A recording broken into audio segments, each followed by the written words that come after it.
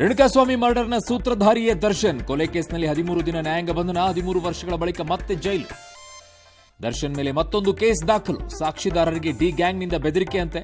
Remand ಕಾಪಿಯಲ್ಲಿದೆ ಮತ್ತಷ್ಟು ಸ್ಫೋಟಕ ಅಂಶ. ಸೂರಜ್ ರೇವಣ್ಣ ವಿರುದ್ಧ ಸಲಿಂಗಕಾಮ ಆರೋಪ. ಹೊಳೆನರಸೀಪುರದ ಫಾರ್ಮ್ ಹೌಸ್ನಲ್ಲಿ ದೌರ್ಜನ್ಯ. ಯಾವುದೇ ಕ್ಷಣದಲ್ಲಿ ಬಂಧನ ಸಾಧ್ಯತೆ. ಕುಮಾರಸ್ವಾಮಿ ಸಿದ್ದು ಸರ್ಕಾರದ ಮಧ್ಯೆ ಗಣಿ ಗುದ್ದಾಟ. ದೇವದಾರಿ ಹಿಲ್ನಲ್ಲಿ ಮೈನಿಂಗ್ ಬೇಡ, ಅರಣ್ಯ ಭೂಮಿ ಹಸ್ತಾಂತರ ತಡೆಗೆ ಖಂಡ್ರೆ ಸೂಚನೆ. ಎಸ್ಟಿ ನಿಗಮ ಕಿಂಗ್ ಪಿನ್ ಬಂಧನಕ್ಕೆ ಬಿಜೆಪಿ ಆಗ್ರಹ. ಕೇಂದ್ರ ಬಜೆಟ್ಗೆ 7 ಬೇಡಿಕೆ ಇಟ್ಟ ರಾಜ್ಯ ಸರ್ಕಾರ. ಸರ್ಕಾರಿ ನೌಕರರಿಗೆ ಬೆಳಗ್ಗೆ 9:15 ಡೆಡ್ಲೈನ್ ಅಂತ.